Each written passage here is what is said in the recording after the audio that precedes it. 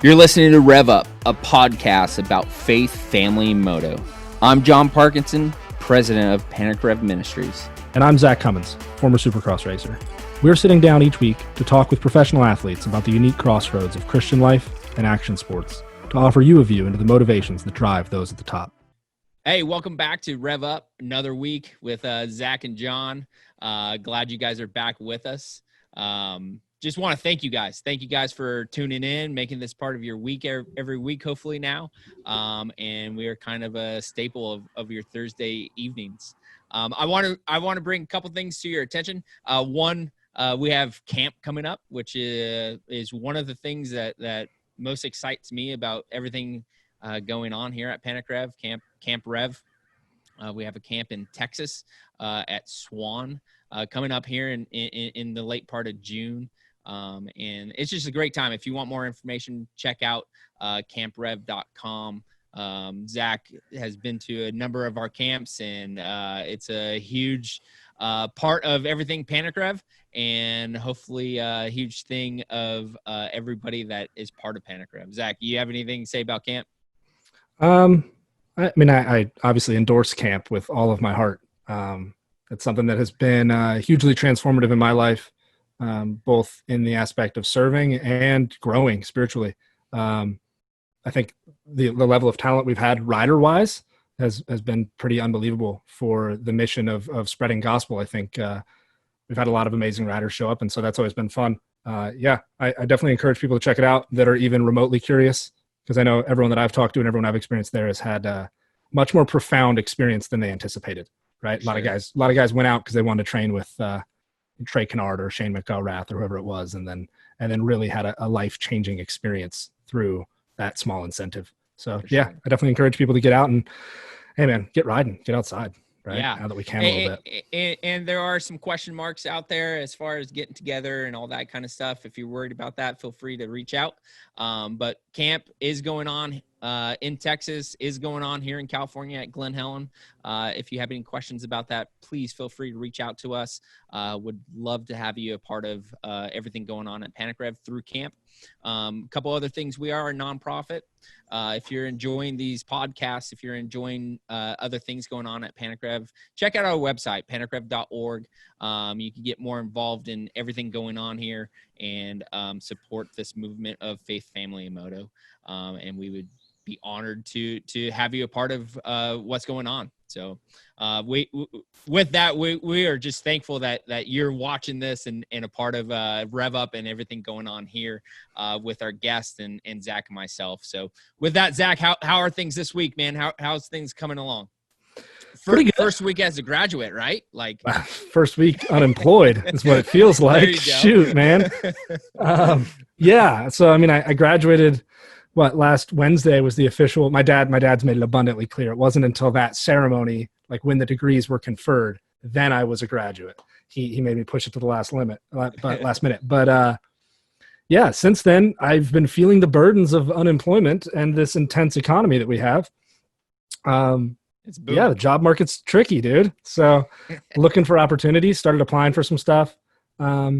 Just getting a feel of the new land. It's an exciting time. I'm really fortunate to be able to stay with my family right now. So there isn't too much pressure other than just that self-expectation to get out in the world and start making a difference and having a heart that I want to change the world and not knowing if there's opportunity to do that right now or what that looks like. For sure. So it's exciting time. Enjoy it too, man. Like you it's just only graduated from Harvard, right? Just kidding, Columbia. I like to fire back at that it's not. We're really the same. They're so close. They are, yeah. Some people say we have more rigorous academics, man. So no, something to be proud of, something to enjoy.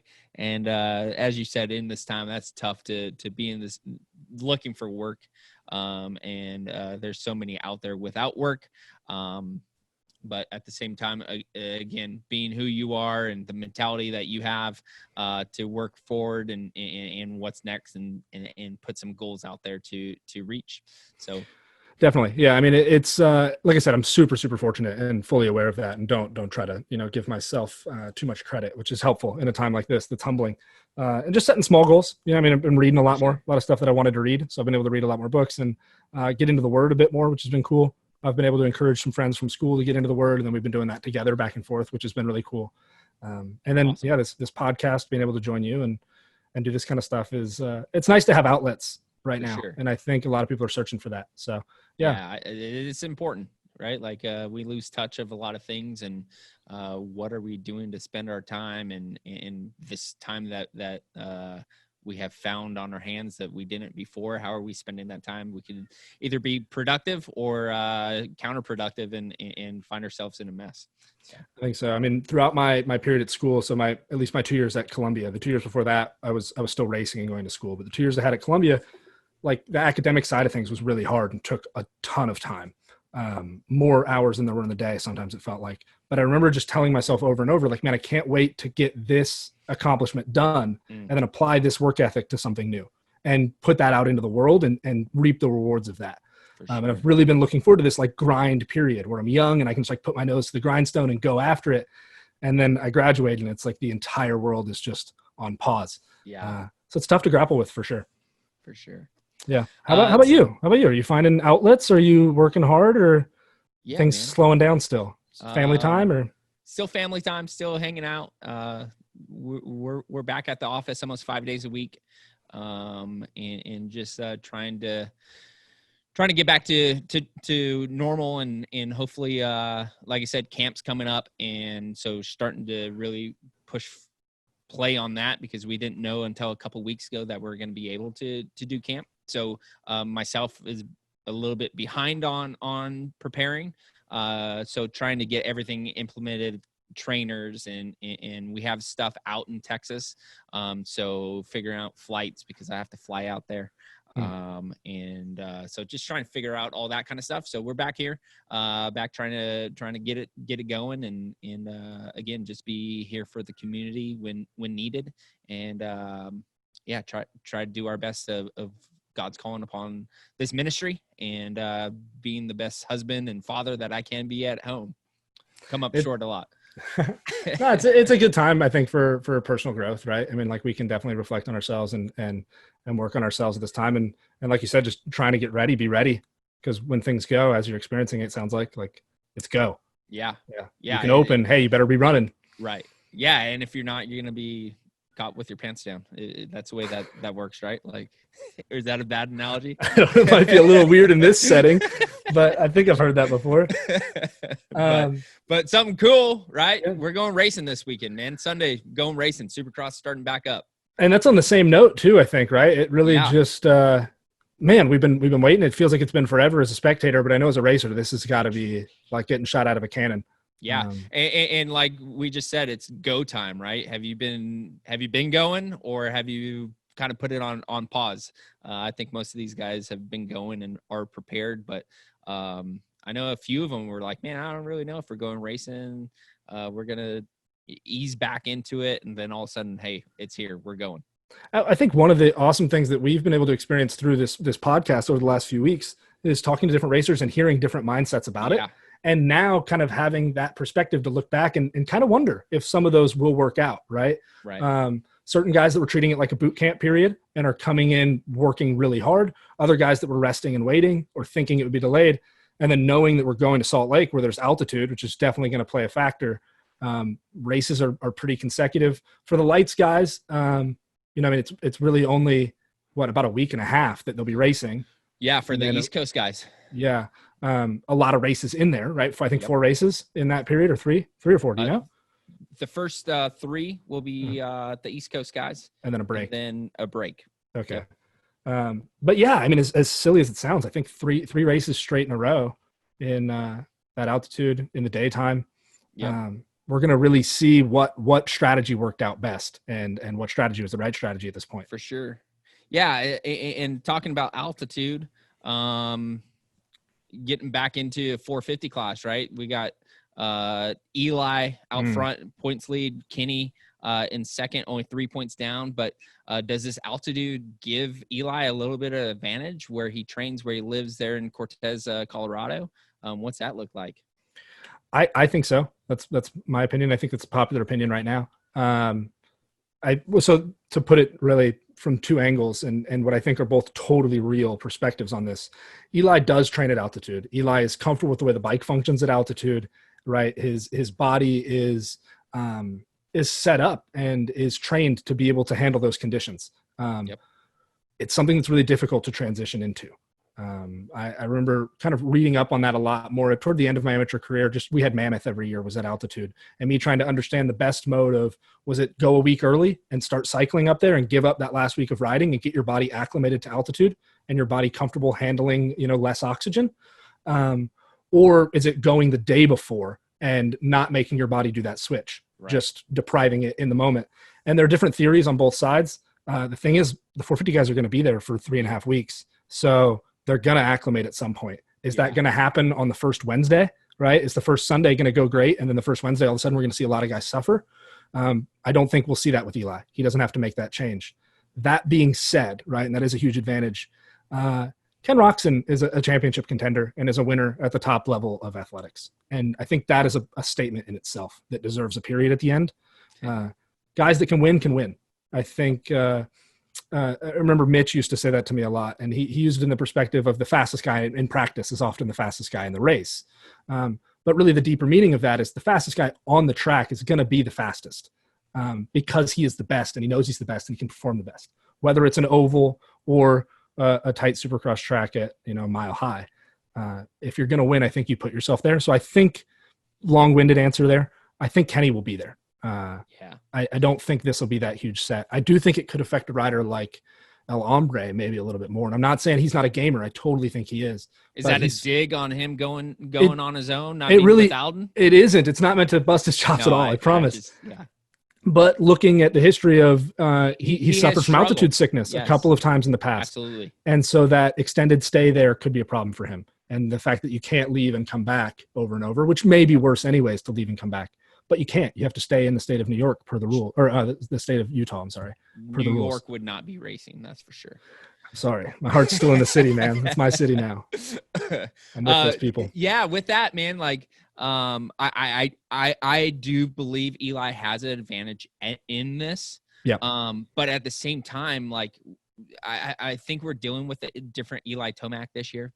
I think he's a little, I want to say mature, even though he's a veteran in the class. Sure. But he hasn't seen as aggro as in the past where he goes aggro and explodes. So I think, again, for me, Eli's probably the fastest dude on the track in a given time, in a given day.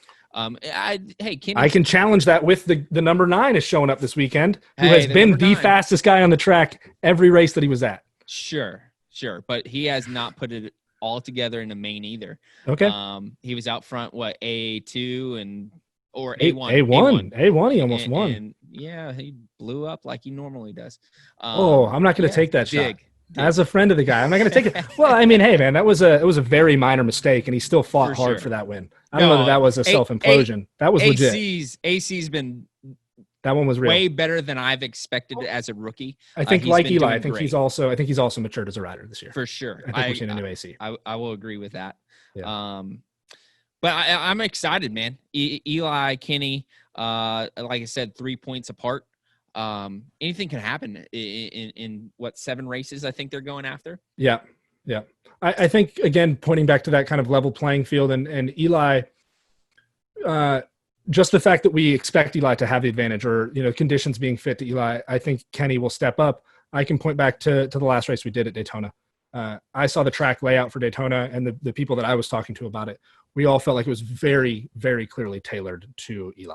Right? Eli is going to dominate this race. It was a really close race. Kenny put himself in a position to fight for the win, regardless.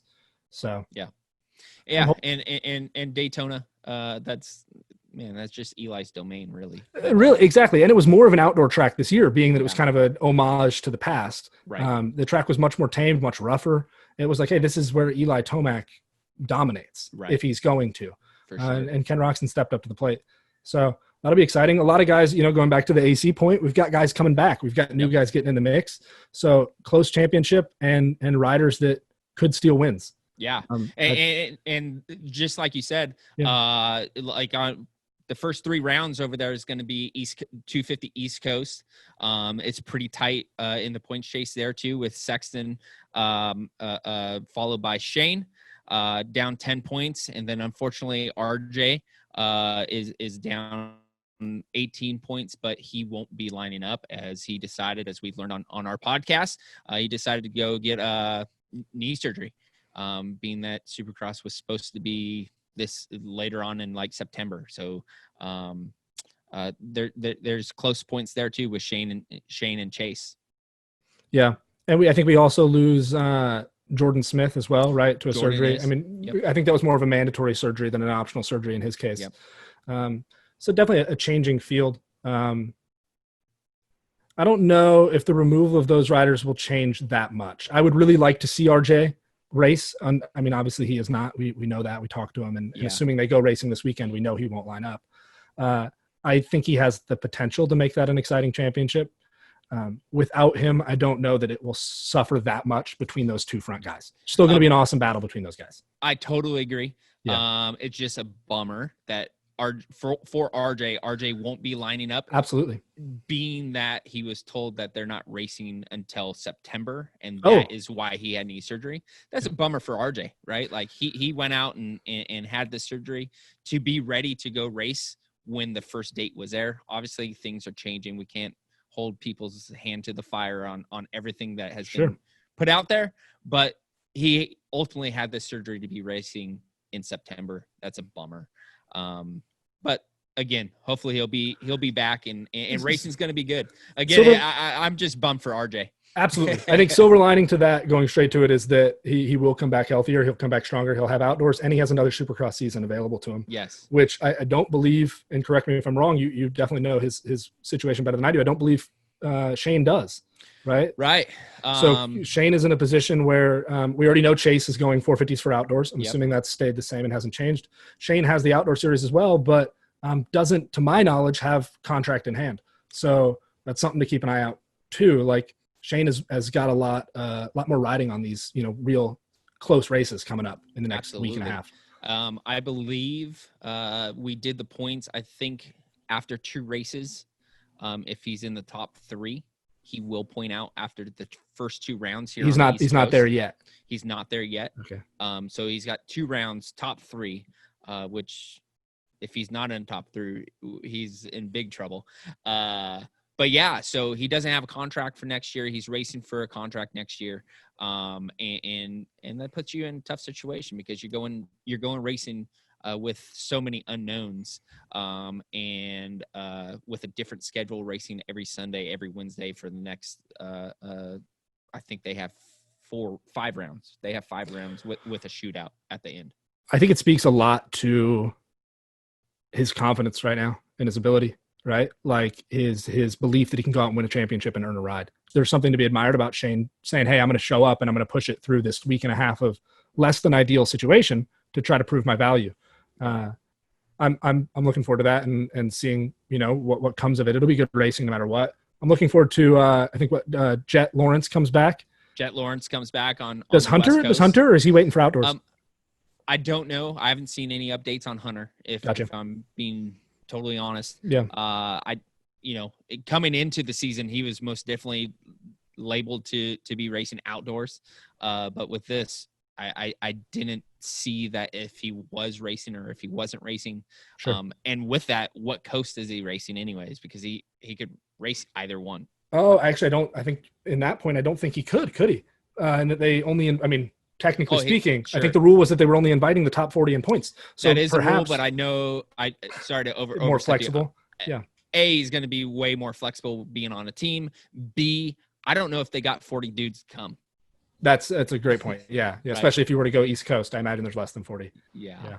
Do you think, putting you on the spot, you think Jet Lawrence wins one of the 3 or 4 remaining West Coast rounds? I'm going to say that he does not win one of the last. They have 2 rounds plus a shootout. He does not win a race this season. Not by ability. I just don't think he's going to be there. I feel like he might. I think fitness wise, he's young, right? He's excited. I think fitness wise, I think he'll be able to be there the whole race. mental clarity maybe is been a weak point of his, not to pick him apart, but right toward the end of the race, making more mistakes. I mean, that was ultimately what bit him at the A2, I think it was, when he got hurt. Yep. It was end of the race under pressure, keeping that mental clarity, which is really hard when fatigue sets in. So the altitude will definitely draw that out. Yep. But I think short of any major mistakes, I think he'll be there. You want to put it on the board? I think I put him down. I think I put him down for 1W. Not 1W red plate 1W. No. One single one W. One chicken dinner. One win out of 3 young races. Jet Lawrence. You got Jet Lawrence. With more confidence than that, I put one win out of 7 races for AC number 9.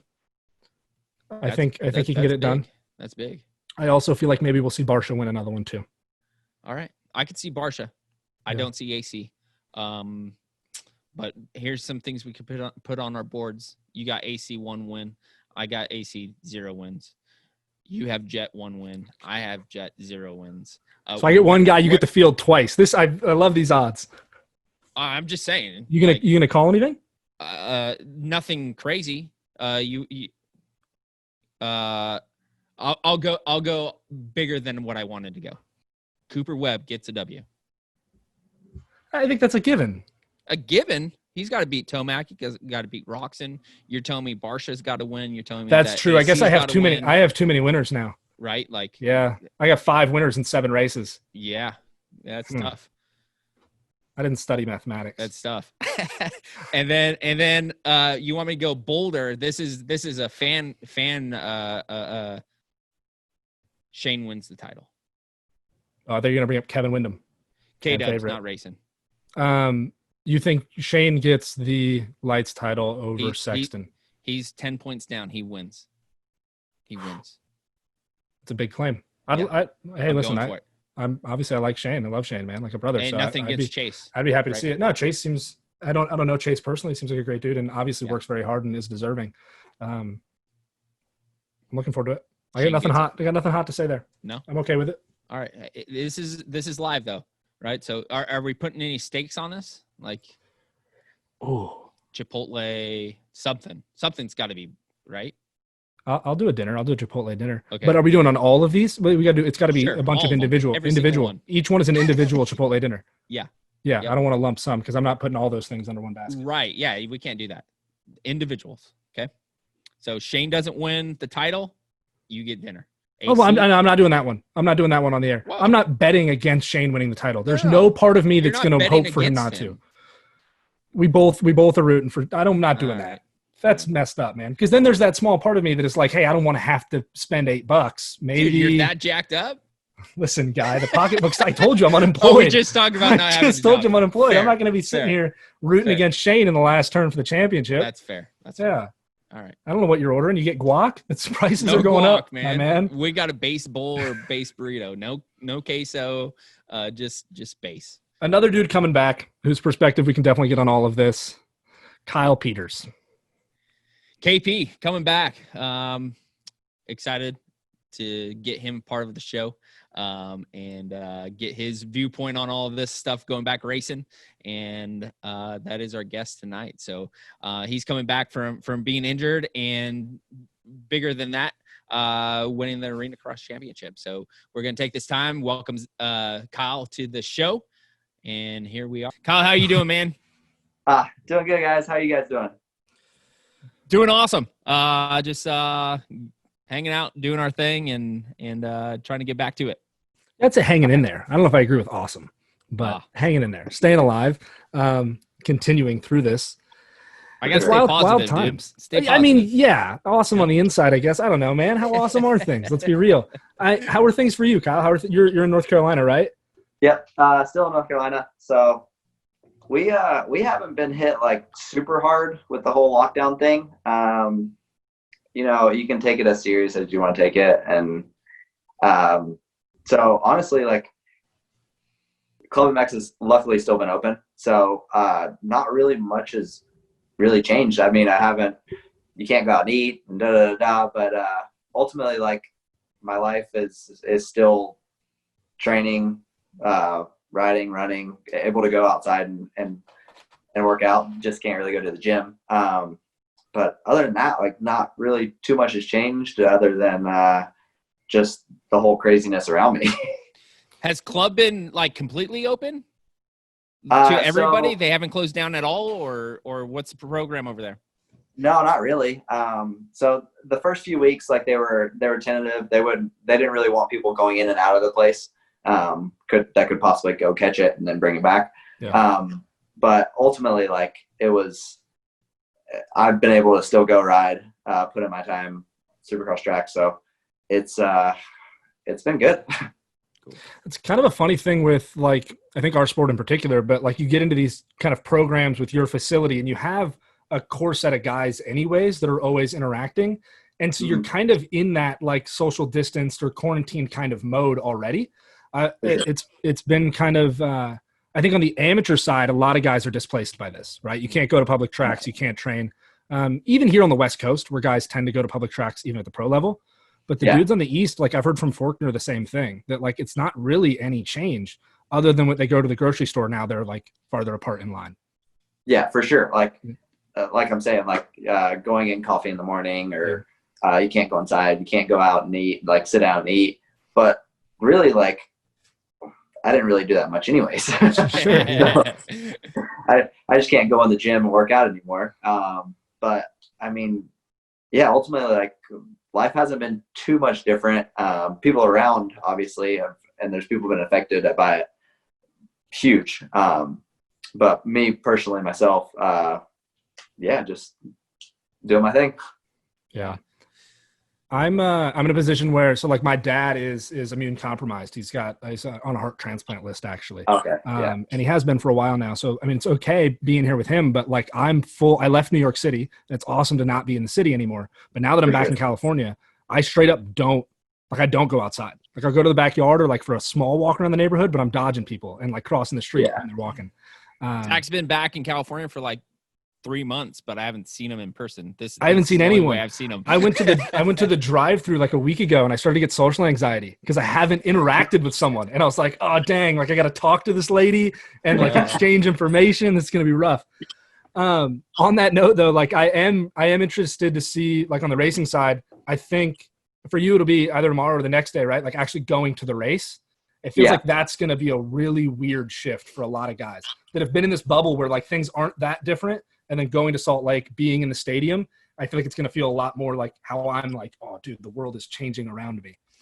Yeah, no, for sure. It'll be weird just being there, no fans. We're not really supposed to interact with other riders. So like we go to the racetrack, we go hang out with all our buddies, say, hey, what's up? Like, so that's really going to be strange. And then just kind of staying there is going to be a different kind of feel.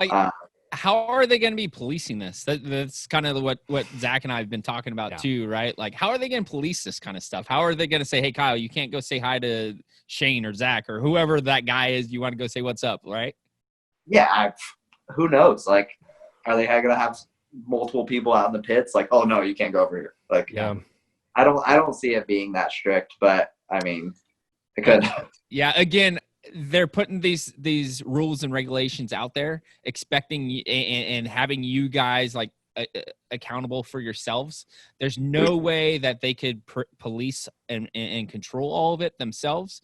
But those rules and regulations are in there to protect themselves. That way, if somebody did get sick or whatever, we're like, hey, these things were in place. They did not follow those rules. We're kind of. And I think also, though, I mean, to maximize the potential for us getting through this whole period too, right? Because like, I mean, we were talking about in a group chat earlier that like, man, what if one of these guys tests positive in the next 2 days that's going into the stadium? And then you got a dude that's positive that's in there intermingling with everybody. Do you then have to start over and quarantine everyone for 2 weeks? Are we postponing racing? So, I mean, I get that. If it's, hey, don't go talk to Shane in the pits because slightly increases the chance of us not racing for 2 more weeks. Yeah, for sure. We all got to bite the bullet a little bit, but I agree. However, like, policing it's impossible. I agree. We're dealing with a bunch of motocrossers, right? Like, let's be real and honest who we're dealing with, and mechanics and reps, and a lot of people that aren't athletes. Yeah. So it's a tough situation. It's funny, you know, like being in North Carolina, like you learn some, or you kind of know some of the NASCAR guys. and they're not even testing those guys. Like Mhm. they're like, Wow. oh, well, we don't want to know, whatever. Like, Yeah. do your social distancing. And, Really? yeah. Well, It's you know, like I get that, because if somebody does test positive, let's be real. Eli Tomac tests positive, we will either never hear about it and he'll go racing, or they're Yeah. canceling, right? For If sure. they don't test, nobody knows Yeah. anything anyways. Yeah. I don't know. I don't know if I agree with you. Really? I don't know if I agree with that. I think we maybe go racing without him. We I have don't- doping rules, and we've had James Stewart suffer from that. They lost ticket sales by having James Stewart not go to the races for a number of years or months or whatever it was. I don't remember exactly, because he tested positive on a doping test. I I'm not don't saying think that- they lost ticket sales. Being You don't that think it you don't wasn't think he it was sold- not in the middle of a season. It was preseason. Everybody knew about it. I totally understand what I don't you're mean saying. ticket sales in a sense that people were protesting. I mean it in that I think he's one of few guys in our sport that actually sold seats. Absolutely. People went to the race just to watch him. Yeah, I, for sure. I totally agree with that. But where I don't agree is people didn't show up just because of that. I think those same people showed up. And I guess, I mean, with And my nobody's own showing argument, up the next 7 weeks anyways. There are no sales. They're on TV. It doesn't matter. So That's ticket fair. sales Good point. is kind of doesn't even matter. That's fair. But I'm just kind of interested in man, I really don't know if somebody gets tested positive, one of those guys, if we will ever know. Yeah. And if Yeah, we do it's know, pretty- like I see it being tough, going racing without one of those title contenders, Tomac or Kenny or someone like that. That's going to be tough. I agree. Kyle, do you know any more about the NASCAR stuff? Like, I mean, because they have so many dudes in the paddock too. Yeah. That seems way more Yeah. complicated than our situation. For sure. I don't know like a lot about it. I just kind of overhear certain things from people, but yeah, they're like, from all I've heard is that like they weren't doing the COVID test, and then Yeah. they're limited on who they can bring, How many which people I or think whatever.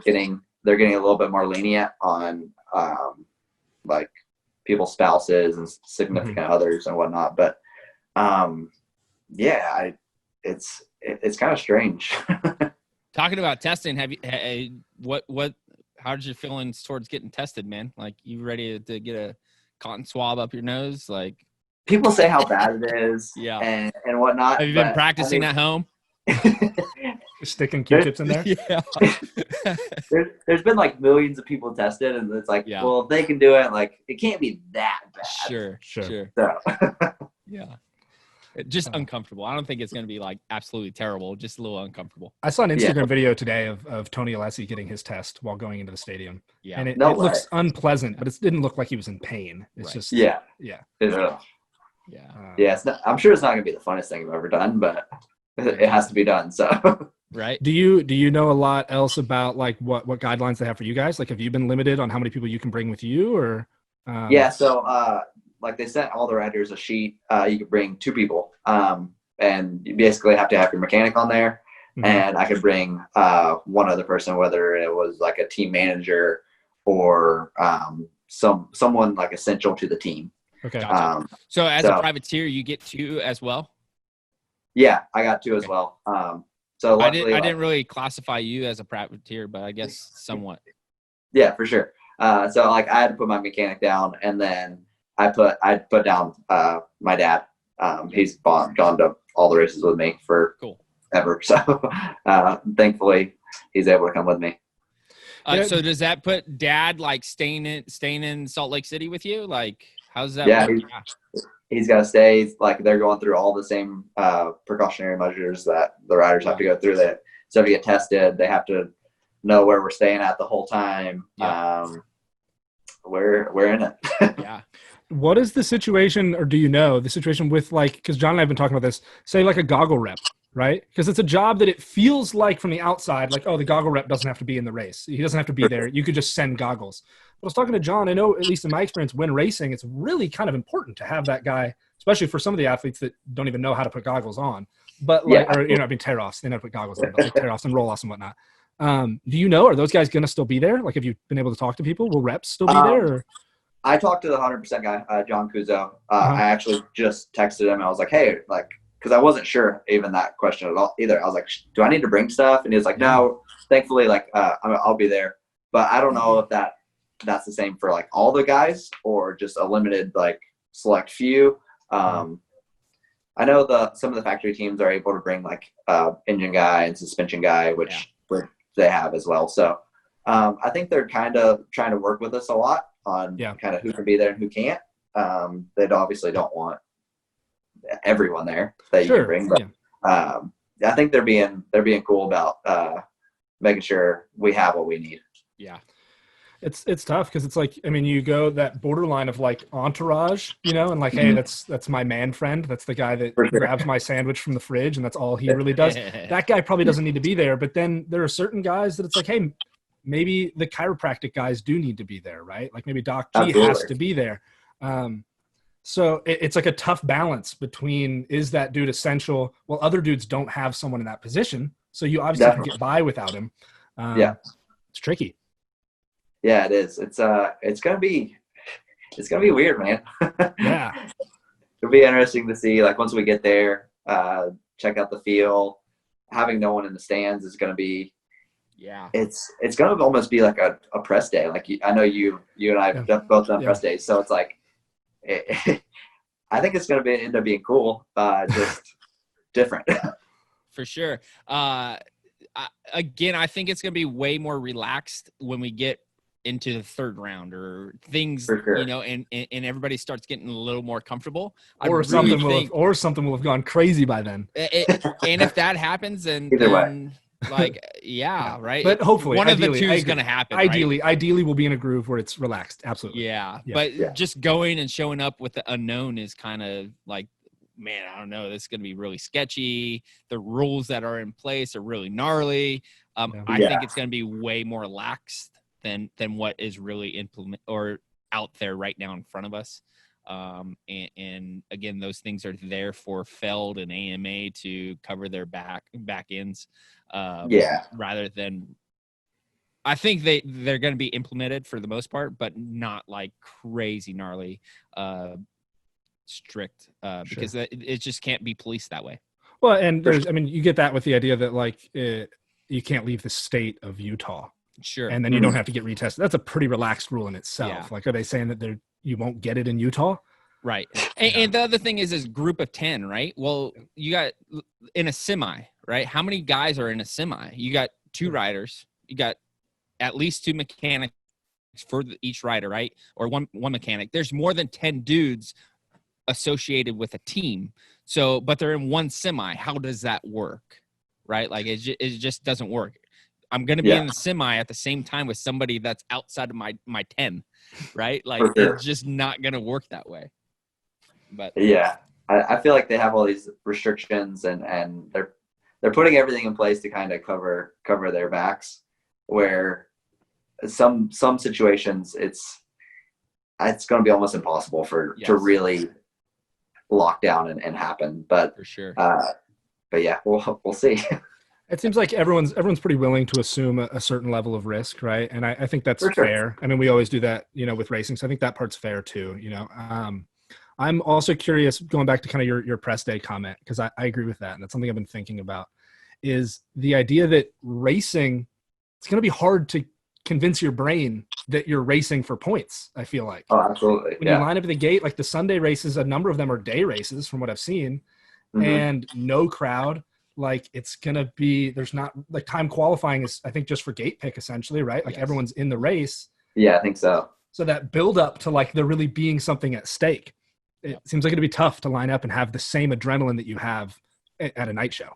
Yeah, absolutely. And I know a lot of guys like feed off of that, feed off opening ceremonies. That's like the fireworks, like, and it just hypes you up. And then it's almost like a local race. None of that. You go straight to line and you got to just pin it basically. Yeah. And it's still just as valuable. Yeah. The opening ceremonies and all that kind of stuff kind of throws me, right? Because at that time, like obviously we're getting mentally prepared the whole day, but that's when it's like game time, right? Like no more messing around. We are in this, like, let's get this done because it is game time. Fireworks going off. I'm in 250 class. It is time to hunker down and we're going racing. Time So to make it happen. just now that walk from the truck or the pits or whatever, now it's game time, right? Like there's no waiting around. We get on our journey down to the gate. It's game time. Absolutely. So, what are your feelings about going back racing? Like excitement, a bit of uneasiness. Like where are you at? I'm honestly, I'm stoked to go racing. I'm really excited. So I got hurt at Dallas before all this craziness happened, and I was trying to rush back with my wrist and get back beforehand. I was actually trying to make Indy, and then all this happened. So I've been training, working really hard, and just staying ready. Even the thought of like going racing now is like it's kicked in, and so it's weird to have such a long break and it not really be our off season and then just continue the season. But I'm really excited to get back on the gate, back racing, back kind of in a groove a little bit. I love being at home for a little while, but I'm ready to get back to it and get back to see my buddies and being able to race and compete and have fun. For you, your team is supercross. I mean, arena cross, of course, which we'll talk about, but like supercross only, right? You don't have outdoors plans right now? As of right now, we're not totally sure what we're going to do for outdoors. It could be a select few. It could be all of them, depending on the schedule and if and when outdoors is even going to happen. So exactly. But so with that, I would think then like you in this time just focused on supercross the whole way through, right? I mean, we talked to Shane, we've talked to a few other guys, Zacho, about how when there was talk of inverting to having supercross after, it was difficult to train because you weren't sure if you should be working toward outdoors or supercross. In your position, I imagine it's just been SX through and through. Yeah, I did like a week or two of outdoors just to kind of get my wrist kind of back feeling good. And then, I've been on supercross track for a long time now. Just pounding laps. What exactly, not a lot of people maybe know what exactly happened to your wrist. What's that? Came in, finished up with arena cross, came into supercross, did pretty well at Tampa, and then I had to go finish off arena cross for the last round and lock up that championship. And then Dallas came around, and I just had a little mishap in the whoops and ended up fracturing a bone in my wrist. It wasn't a huge deal, but it hurt bad enough to really kind of take the time off and let it heal up and not push it. So I felt like I was riding really good before then, and even now I feel like I'm the best I've been on a bike so far during my career. So I'm really excited to kind of go out and show kind of what I got, and hopefully it lines up to be on the box and to be fighting with those guys. For sure. That arena cross championship, you were able to get that. It was around early, right? Mm-hmm. Yeah. So I mean that worked out really well that you kind of had crushed it there. Yeah, for sure. It arena cross was a lot different than kind of what I was thinking it would be. So it took me a little bit to get started going on it, but we like the team helped obviously because they've had the arena cross experience and they helped with my bike setup a little bit. But it's just super laid back. It was a lot of fun. Like racing is very intense, very short racing, but how long are the races there? So anywhere, it just depends. Usually the track was around 30 seconds. And we would do like 6-lap heats, 12-lap mains. Okay. So it's lap count, not timer. Yeah, exactly. Okay. So it was very, very short race. Yeah.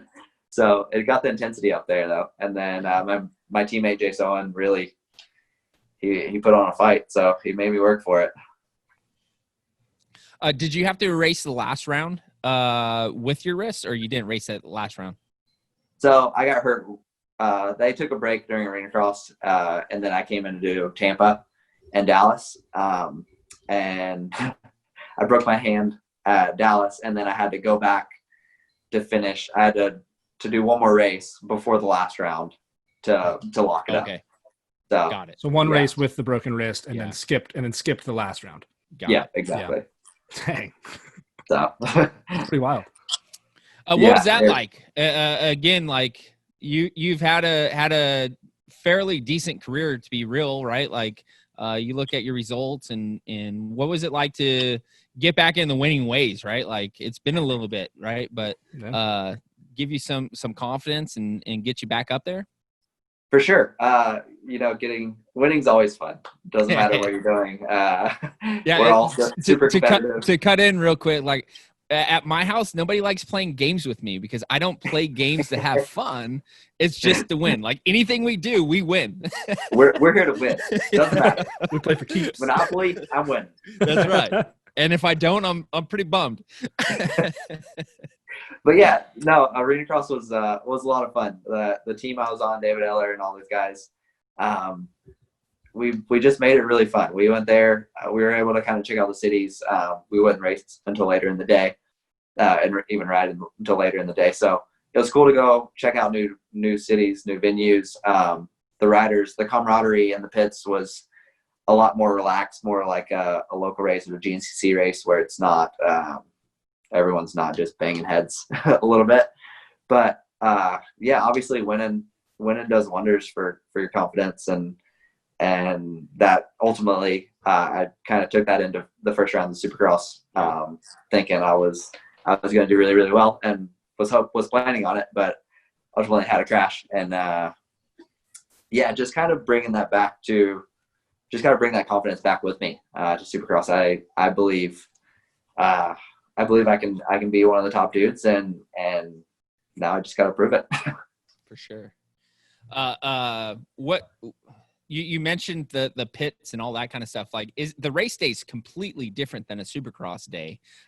Don't amateurs race in the morning and then throughout the day you guys have practice and qualifying? Well, on that note too, like to add on to that, you guys did double main events, right? Well, because I don't know if you were also doing it, but didn't most guys ride the 250 and 450 class? Yeah, so we basically everyone would. Yeah. No one, only a select few guys would choose to ride a 450. It was honestly so tight there was no reason to. Yeah. But yeah, the race day, the format or schedule was really weird.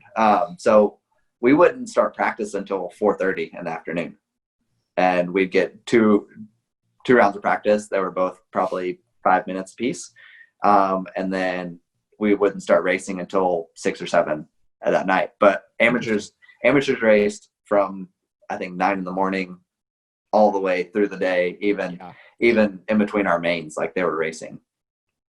So the tracks were obviously kind of built more for them, which understandable. Sure. But so that made the racing really tight, and that's where you really had to be on your game to even like make up time on someone, to pass someone. You had to be really aggressive.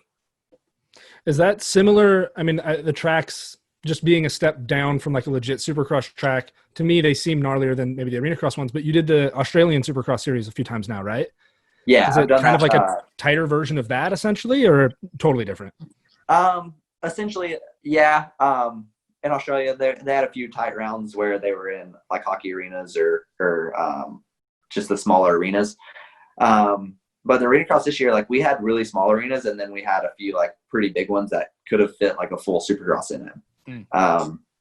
So I guess to your question, the Supercross was a little bit a step higher on technicality, and like how the tracks formed was a little bit different. But Arena Cross was definitely probably a step down even from that, Sure. Just to kind of be amateur friendly, so everyone could race it, because there were 50 riders racing the same track we were and whatnot. So it's understandable.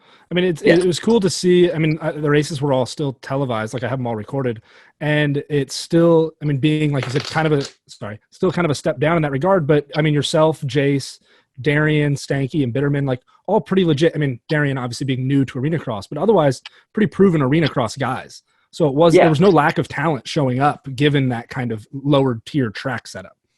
No, for sure. the guys were on it, and they made me work for it, every one of them. Yeah. And sometimes it was super hard to pass. So big ups to those guys, and it was a lot of fun racing them. Honestly, it kind of brought the fun back in it for me, and just kind of be in that camaraderie kind of sense at arena cross. So I loved it, honestly. Do you feel like racing the arena cross, right? You just said it's hard to pass. Has that made you more aggressive and have a different mindset going back into supercross and putting more of an urgency to make a pass like now rather than maybe sitting a little bit longer? Yeah, absolutely. Arena cross, the super short races, like if you get a bad start, you like got to get it done now. Like there is no waiting. So definitely, it kind of changes your mindset on how to pass, and then kind of when to make your passes on when you can make them happen. So yeah, it definitely, like I had to change my riding style a little bit, going to arena cross, but I think it has helped, transfer over into supercross. I think there are 2 points there that you make that resonate with me. And I've only done one arena cross, but it was back in, I think, 2016 or 15, whatever year it was that I turned pro. I had to do one arena cross before I could race supercross. And I was very fortunate that I only had to do the one. But I went to Cincinnati, and I remember as a step to racing supercross, it didn't really make a lot of sense to me because it felt like a different sport. Like, hey, this is a totally different thing. This is gnarly. This feels more dangerous, but it's different. But with passing, like, it definitely, not even just the being more aggressive when you're aggressive, but choosing when to be aggressive was a big change in arena cross. Because if you make a stab at the inside at a time when you don't have it, you're losing a lot of time because it's so tight. You lost that momentum. So it does kind of create a more patient, more precise rider too, I think. Yeah. Oh yeah, for sure. And then, yeah, exactly like you said, there's no waiting. And you have to make the pass. Yeah. So it was good. I think I learned a lot from it. Is a game plan to go not to put you on the spot, but next year to kind of keep the same program? Yeah, I mean, I've had a great time with the Phoenix Racing Honda team. We really click well. I love the bike. We've got the thing handling super good. We just got a new guy come on the team to help with engines. So I think that's going to really bring the team up another level. So yeah, like I love where I'm at. I love the team. I'd happily stick with them. Cool. What the unknowns going back to racing, like what are you kind of eerie about? What are the things that you're kind of going into Salt Lake going, man, I'm not real sure about this? Well, I mean, I try not to worry about too much that I can't control right now. But ultimately, like, the thing that's really kind of going to be different is so the altitude is going to potentially play a factor, and then the heat. They're calling for Sunday to be like 94 degrees when we're supposed to race at 1 or 2 o'clock. Yeah. So that, and going back to Australia, so they do the Supercross in the summer, so it's really hot over there when we did Supercross. So I think I'll have a little bit of an advantage there, but riding Supercross in the heat is really gnarly, and that could definitely transfer over into some guys not doing as well as, or not being able to keep up with their hydration and whatnot. So also recovery racing Sunday, Wednesday, like, and at altitude, it's harder to recover, and in the heat. Like, what are your thoughts, and have you talked to other guys about that? I haven't really talked to other guys about it. Just more than less my trainer that I've been working with on doing breathing exercises and what I can do to get recovered and stay recovered and do just little certain things to hopefully be a step above everyone else. Yeah.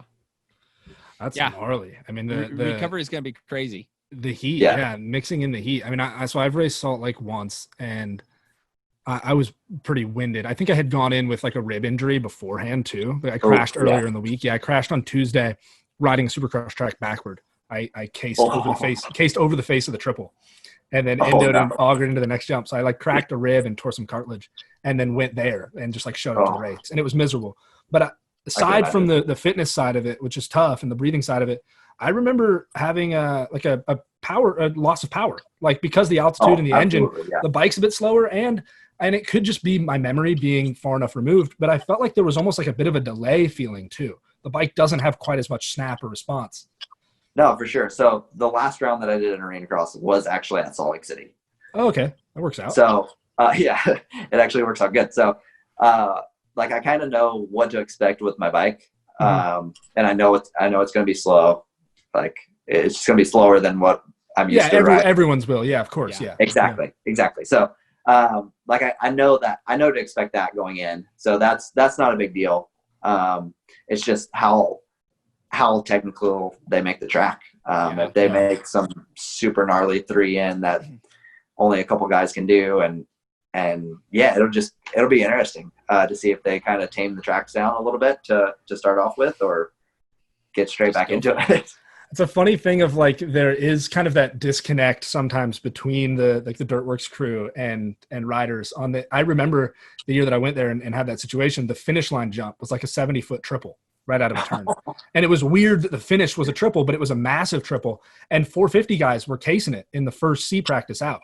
And so we were all sitting there getting ready to go as the first 250 group. Like, yeah, what do we do here? Like, do we try this? Do we ask them to change it? Like, what do we do? I mean, it worked out, but like, yeah, it's intimidating. Oh, have either of you or both of you raced Colorado National? I've not. Yeah. I raced it a few times. Yeah. Similar altitude, or is that higher? So I think Colorado is like I don't know this for sure, but I imagine, or I think it's like 500 to 1,000 feet higher. Okay. So it's not quite the power loss as in Colorado, but it is definitely noticeable. Yeah, I just bring that up because I know how hot it gets there, how gnarly it gets. Everybody talking how bad their bikes are. So now that we're, going into late May, early June, racing supercross, the heat and all that kind of stuff, and with heat and altitude, your bike's going to be even worse with it being hot. For sure. Yeah. It's going to be challenging. It's going to be wild. It's going to be fun. Definitely interesting, but I can't wait. Again, it's just a bunch of unknowns. Like, we don't mean to seem. Yeah, John and I are both very excited for it as well, and like looking forward to it. We don't mean to be like focusing on the negatives. Sorry. Yeah, no, I'm excited too. Yeah, right? Like it's just the unknowns is kind of exciting to me too, though. Right? Like I'm excited we're going racing, but there's so many unknowns where I'm like, man, what's going to happen here or there, and so how are they going to play this? Like, yeah, I'm right there with you. So, it sounds like through your kind of being a bit more of a journeyman in the last few years and being willing to go racing, where the best opportunity is, it sounds like you're maybe a little bit more prepared for this than most guys, though. Like you said, like being in Australia, racing supercross in the heat, having just done the arena cross championship there and race that track on your current bike. Like they seem small, but when things are this unknown, having 2 or 3 things in your perception and just like, hey, I've done this. I know at least that part I've got. It sounds like you might be in a really good position going into this. Yeah, for sure. I really hope I'm a step or 2 above everyone else. Like that's ultimately the goal. But yeah, I've been around for a while now. Just trying to make it work. Yeah. Cool, man. That takes us about 30 minutes into our show. As every show, we try to take a break about 30 minutes into it and get into our devotional dig where our guest talks about their favorite Bible verse. Kyle, you want to take us through that? Yeah, absolutely. So one of my favorite Bible verses would have to be Joshua 1:9. This is my command: be strong and courageous. Do not be afraid or discouraged, for the Lord your God is with you wherever you go. For myself, this has helped me through race days, through injuries, through just life in general. There's times in my life and through my career where you just get super discouraged. and you want to quit, and you think there's ultimately no way out, or it's not going to happen.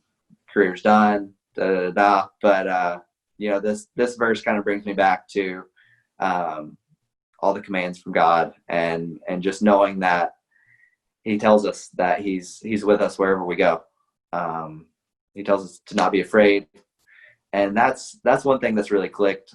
Life is scary. Like the stuff that goes on in life, the unknowns, the worrying, just everything can be a lot, and it can really get you down and discouraged and make you afraid. So this is one thing that I try to live my life on, is to be strong and kind of just follow Christ.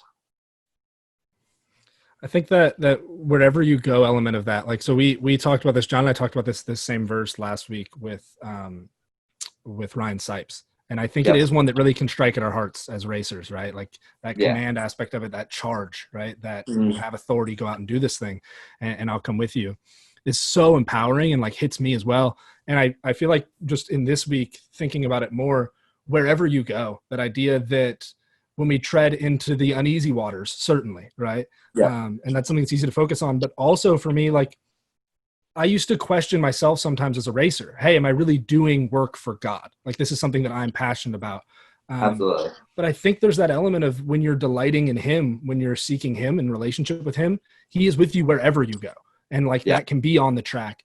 I remember a visual that Trey gave me, and hopefully he doesn't mind me sharing because it's kind of funny, but like we were at study a few years back, and Trey was talking to me about that. And I was talking about kind of my struggle with prayer while racing, and like, am I really doing this for the right reasons? And he talked about this idea of imagining God, if you really are in relationship with Him and doing it for Him, God cheering you on through that and like wanting to see the best of you. Right.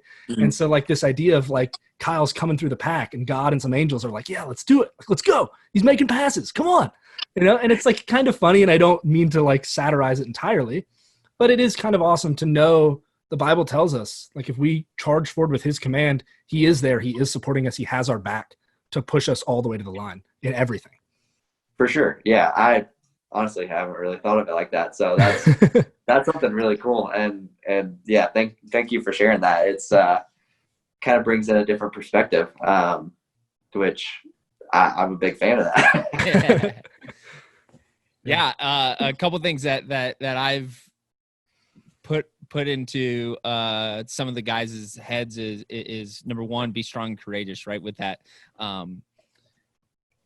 we can't be strong and courageous if we're thinking about the mistake that I just made, right? Mm-hmm. If I'm thinking about what just happened, I can't be strong and courageous in the next section, right? I race every single section to my very, very best ability and courageously.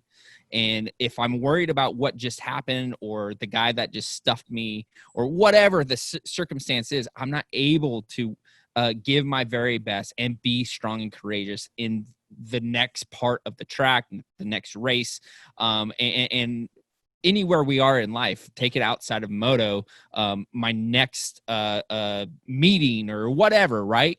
If I'm worried about what happened just 30 seconds ago, I cannot give God the best of my ability in the next 30 seconds because I'm worried about what just happened. So the mindset of mistakes are going to happen, move on, carry on, race the track as it comes, right? And give my very, very best in this section. If I screwed up, oh well, give my very, very best in the next corner into the next section and race the race that way, because we can't be worrying about what just happened if we are to give God glory and praise in everything we do, giving Him our very best in every single situation and every single section of the track. And that's hard to wrap our heads around and like to actually implement that. But if we're able to do that, I think we're going to do a way better job result wise and glorifying God in the same, if we're able to get our mind there that I'm racing every section for God. And I might screw up, just like in life. I screw up on a daily basis, but I try my best to recover not think about that and just give it over to God, and he loves me in that. And I think that is a very healthy way to go about our racing career, but more than anything, our lives. Yeah. Oh no, absolutely. And it's easy to get stuck on mistakes that have happened, or something that's happened in the past. And like you were saying, to move on, get past it, and keep focus forward.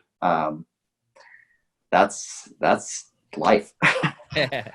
How I try to live my life anyways, for sure. Yeah, It is. I think it's so analogous to life in the sense of I've given similar analogies before, but that idea that like if you go into a turn and blow out the turn, if you're super aggro that you just blew out the turn and you're like, man, the rest of this lap better be perfect, good chance you're going to make another mistake.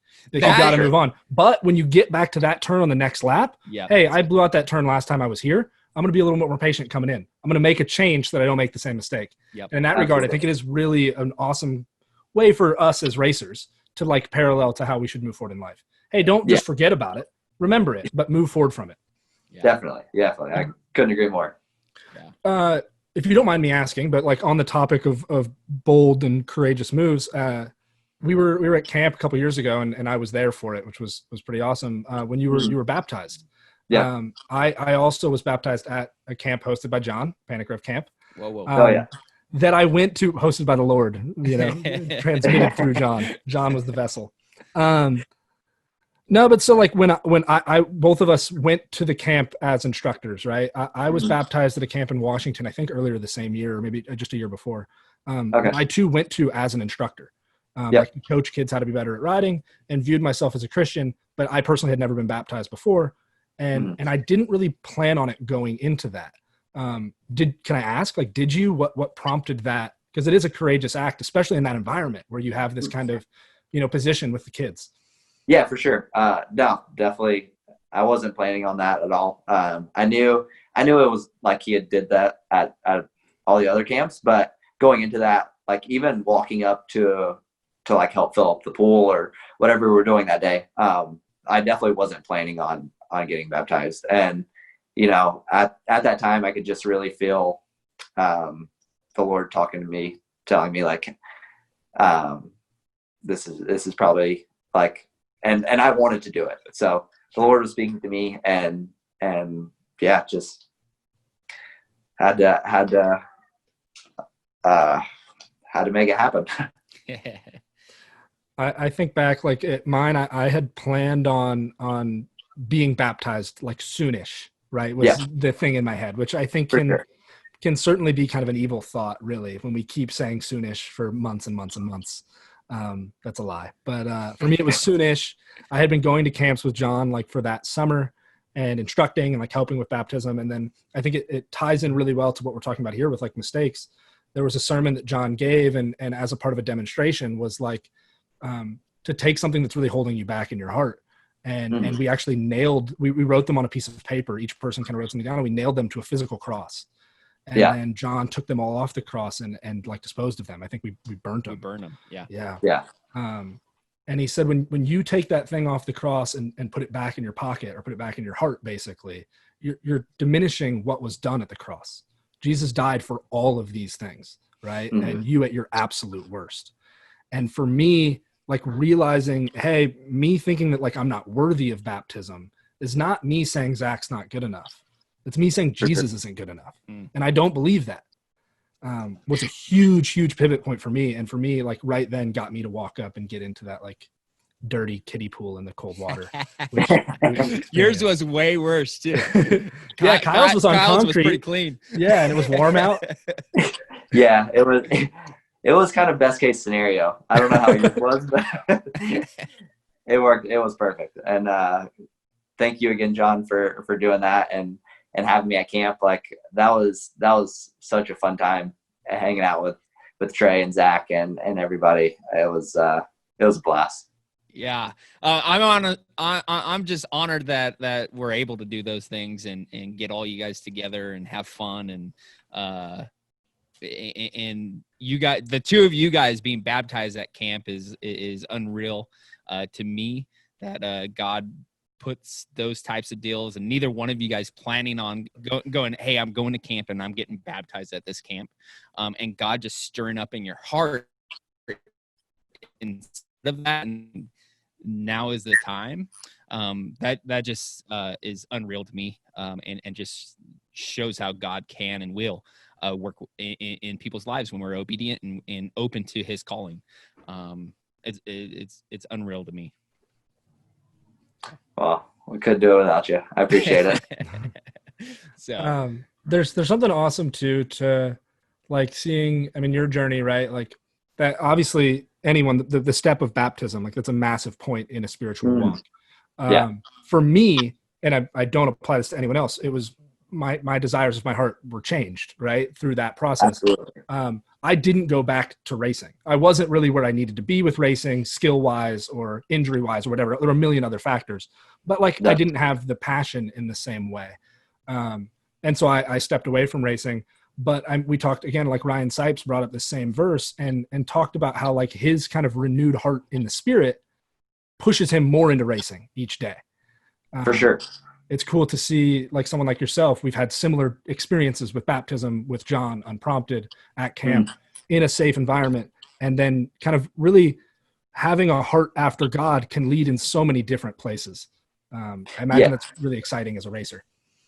For sure. You know, there's been times in my career when I wasn't having any fun, thought about quitting, whether it be injuries or whatever the fact is. And this kind of brings me in to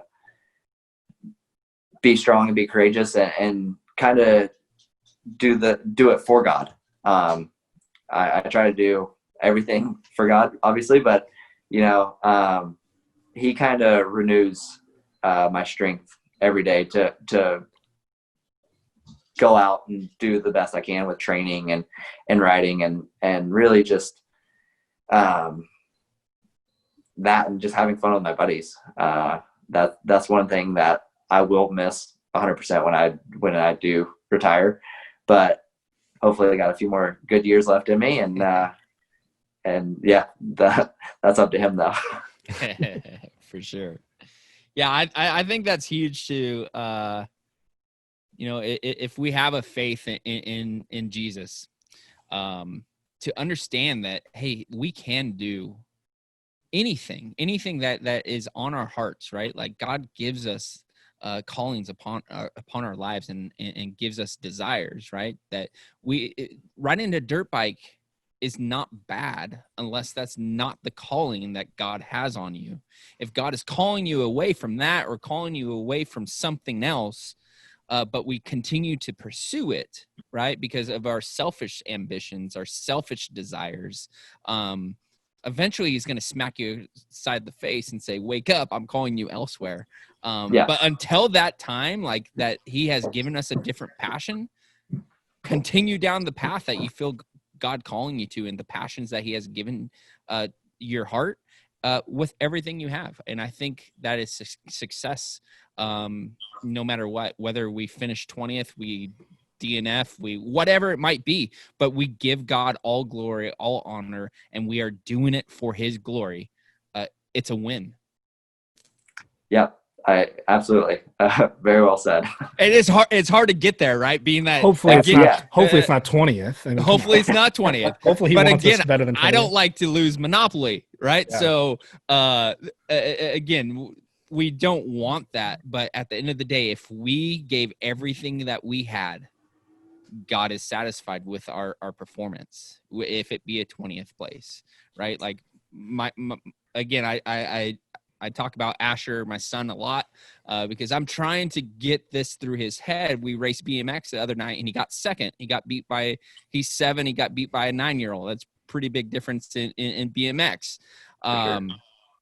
But he comes off the track crying. And I'm like, dude, why are you crying? I want to win. And I'm like, I want you to win too, but did you do your very, very best? Yeah, I couldn't beat him. I'm like, then why? I'm proud of you, right? Like, and that's God's heart for us. If I'm proud of my son for getting second and giving his very best, imagine how pumped God is when we give Him our very best. He's way more pumped than I as a earthly father to my kids. Yeah, no, for sure. it's cool the way you guys are kind of putting yourself into it, I guess, different perspectives on things. So, yeah, I couldn't agree more. So then what, Kyle, for you, getting back to hard set goals then, what are goals going into like this weekend, right? I mean, because we joke about it, right? That 20th is something that like we should have pride. And I guess we don't joke, right? I mean, it's a real meaning. I understand John is fully sincere and the word tells us that. And I think if our heart is in the right place, it will, but it is still hard to bite that bullet as a racer. Definitely. We've seen podiums from you in the past. And I know obviously that is where you want to be, better than before. What are you looking at this weekend though, or going forward? Going forward, my goal is obviously to be on the podium. If it's top 5, then I'm happy with that. And I just want to get somewhere where I can start building off of. I know there's a few guys injured on the East Coast. Not sure about everybody, but yeah, the goal is to be fighting with the guys in the podium spots, or if that's a 4th or 5th place, then I'm happy with that. My whole goal is to go out there, ride the way I know I can ride, and wherever that ends up, if I have a mistake and I crash and end up 10th or whatever, then as long as I put everything out there, then I'm happy. So on that, then what was like at Tampa, right? You were 7th, right? And with a mistake, what was the feeling after that? Is that like, man, I really put it out, or dang, I wanted the start of the season to be better? Obviously wanted to start the season better. 7th isn't bad by any means, but I got a terrible start, had to come through the pack, and really just lost connection with those guys. Like I was too far back to really catch them, and then I was kind of all by myself. So as long as I can get a good start and be battling with those guys the whole race, like I think that's a good goal for me, and then I feel like that's going to put me in a good spot, hopefully on the podium. Yeah, it's really hard when you do get off to a bad start, and then like those guys are kind of gone. It's so hard to make up that time when you started in 16th and they got a top 3 start and they've sprinted where you've been having to pick and get absolutely guys. Yeah, it's unless you're that much faster than those guys, it's very hard to make up time. Yeah, for sure. Because for sure they don't make mistakes too often. Right on, man. That's gonna bring us to the end of our show, though. But every show we finish up with a final five fun questions that we got for you, kind of off the wall questions to have a little bit of fun with you. So Zach's gonna get you on those, and here we go. You ready? Awesome. I'm excited.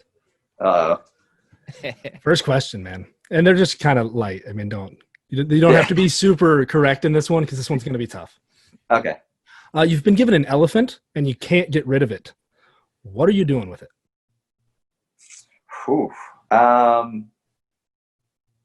Man, that's my new pet, I guess. Like backyard. Yeah, backyard in it. Is he packing the track? Is he out on the farm? He's coming with me wherever I go. Throw him in the trailer. Let's go. Okay. Can I give my answer? Yeah. I'm gonna have food for a long time. I don't know if elephant's good, but dude. I'm gonna have food for a long time. I don't think that's legal. I don't think I got an elephant. What am I supposed to do with it, man? Have you been to my backyard? Yeah. Like it's small. We're in California, dude. That's okay. True. You gotta take that thing for walks. Put a leash on and let's go. Yeah, so I'm gonna. If anything, can be easy. You're way up high, sitting on that bad boy's back. If anything, I'm riding him. Yeah, you do some stuff with him before you cooked him. Oh God, that's horrible. All right, Kyle, do you have a favorite quote of all time? Oh man, you gave us scripture, so I mean that works if you wanna plead the fifth. But is there a quote that really resonates with your heart? You know how you know so many good quotes and like as soon as you get asked the question, they've just gone. Yeah. I couldn't remember the name None of of them. Napoleon Bonaparte about a week ago, and I was pretty ashamed. So I feel you. Man, yeah. Yeah, I'm gonna have to pass. Okay, Sorry, boys. that's fair. No, that's all right. That's a tough one. Easier one: tacos or sushi? Tacos. My man. Do you like sushi? I love sushi. I had sushi for lunch today, Okay. but I eat more tacos than I do sushi. Okay. Cheap. Best budgets over here. best trick you can do on a motorcycle. Ooh, I just learned how to do a knack-knack this year, and I'm pretty stoked on that. Yeah. If One-hander. if you get a podium, are we going to see a knack-knack? Or no? Is it reserved for the win, or would you be a top 3 knack-knack guy? I haven't really thought of that. I could definitely be a top 3 knack-knack guy. Let's do it. I Let's think put it in the books. Bogle's done it for a heat race before. He has. Yeah. Oh yeah, there we go. Let's Yeah, put could it be a in. heat How race about- too. Heat race knack-knack guy? I don't. I'm not opposed to it. I don't want to put this out there, but accidents do happen. LCQ. Knack. LCQ knack-knack guy. I don't know about that. Now we're pushing it. I have Fair I have enough. one LCQ win in my book, right? And that was, I mean, honestly, it was the highlight of my supercross career. It was the only thing I won. But I won an LCQ, and over the finish, I pulled a tear off, right? Just clear it off. And no, Mitch Payton made fun of me for a while after that about having done a fist pump. Like, dude, did you fist pump for an LCQ win? Are you serious? And I was like, no, it's not. It's just, yeah. That's funny. Maybe no knack-knack for the LCQ. It's a rough look. Deep down, Yeah. Zach really did do a fist pump, but he couldn't tell Small. Mitch that it was. It was a little one. Jeez. Oh, that's awesome. All right. This one will be good. Most embarrassing crash story. Oh man, There's so many. Yeah, it came up quick. No, something came up. there is so many. Early in my amateur career, probably 2007, 2008ish. Just got to MTF. Like this has had to be, could have been possibly my first day there. Just got on big bikes, 250F. This was Barsha was there, Savachi was there. There was so many good guys there, and it was like I'm still kind of learning the track. It's like the last lap right before she's about to pull us off, and everyone's like sitting on the line, just looking back at the track, and I'm still my last lap, and I come around and it's this triple into a hard left-hander, and I don't know what I did, and literally everyone's on the gate looking. I hit this thing. And I hadn't hit it before, so I was hitting it for the first time. Last lap of the moto, you decided to bust it. Last lap of practice. Like, it was unbelievable. So I'm like, It's such a bad idea always. Like last lap of the moto, I got one to go. Here we go. It's time. Let's do it. Yeah. And I don't know if I just hit this thing super fast, but I got so front end high, and like I'm like pulling in my clutch, like trying to hit the rear brake. And it's not doing anything. It just keeps going. Yep. And I land 12 o'clock on the landing and just fully like Larry off the back of my bike. Everyone's watching. I'm like, oh my, I got to go home. Like I can't stay. I just looped out over a jump and like it's totally my fault. Yeah. That's rough. That's a rough Did you go home? crowd. Yeah, that is a rough crowd. That's a rough crowd for it. Like that didn't end there or the next day. I imagine that was like months of humiliation, if not still. Years. Yeah. Go up to Justin and he's like, "Oh, what's up? Your first day." Yeah. Like I'm sure like training facilities, if you do something wrong or something like bothers you, people are on you about it. Like if you give it any sort of like reaction to something, they're gonna ride you till forever. There's no prisoners. Yeah, mental warfare. Oh, that's brutal. Oh, absolutely. That's really funny though. That's awesome. That was probably one of my most embarrassing ones. I'm sure there's a lot more, and you could even bring in Minneapolis when I crashed going through the pits and in the blizzard with my mechanic on the back. I didn't know about that. I've had a pits. My most embarrassing one, I was telling the story just yesterday, is also a pits crash, but I was like 7. Yeah, but there was snow everywhere. Yours is For justified. Kyle's. Justified then. I don't know mean, about justified, but we're still like, yeah, I crashed and tore my ACL and MCL. So, Oh, dude. Yeah. I didn't that know was a this. pretty bad one. That's Mhm. rough. that was 2 years ago, right? Yeah, 2018. And then Or- the next round you go out and get on the box. Yeah. Yeah. Yeah, that was a grace from God. Like, no, that was nothing to do with me. Dang. That's funny. So there's been a lot. Right Yep. on. That's We all funny. have our moments. Good times, man. But Awesome. Kyle, we appreciate you, man. We appreciate you coming on, hanging out with us, sharing a little insight on you, and excited to go racing this weekend. And best of luck. Go get it and have some fun, man. Oh, definitely. I appreciate you guys having me on. It's been a blast as always. Good catching up with you boys, and hopefully we get to see each other soon. Hang out, grab dinner, coffee, something. For sure. It'd be awesome. Yeah. Until then, we'll be cheering for you, brother. I'm looking forward to this weekend. Sounds good, buddy. One last thing for me, maybe you could get some of your buddies that you're supposed to be around, jump in a rental car and play some hot Heat game. Oh, Start that's probably sweating not the best idea. Probably not very good for recovery, huh? Probably not. That was so brutal. Like, what were we thinking? We probably were, again, competitive, man. Like, Yeah, we're in it for a W. Yeah, we were the last two. We were in there for like 2.5, 3 hours. Yeah, you were terrible. in the hatchback of like a rental SUV in your underwear, dude. Just drenched in buckets of sweat. Yeah, popping your head up. I'm still here. I'm winning. That was rough. I cheated a little bit. It's probably about time I come clean with that. I cheated a little bit in that competition. I had a big gulp full of ice, and every once in a while I'd breathe the air through the straw. Not often, but every once in a while. And it sounds dumb, but dude, it was a game changer to get like a nice breath of cold air. But to be honest, too, Zach almost died that night. I almost killed him. My bare hands. Oh, dude, he almost died. That was psycho. I don't know if you want to put that out to the public. Were you present? Did you see that? I don't think I saw that. I was drenched. We were all drenched in sweat. John was overheating and was like done and getting ready to get out. He had, I guess, mentally, not vocally, decided he had like 4 more minutes, and then he was getting out of the car. Right. Well, I could see the weakness from, he was real pale and looked like he was about to die. So I decided to try to pressure him. So I started scooting over close to him, and I got into the middle seat and started to hug him. And he kept telling me to get off of him, and I didn't. And old boy grabbed me by the throat. Like, hit me, get off me now. Hit me against the door, dude, by the throat. Like, no joke, was dead serious. Don't touch me. That's awesome. I was in the back just dying. Yeah. After our cookout milkshakes. Yeah. That was too much, man. Good times. Camp. Too funny.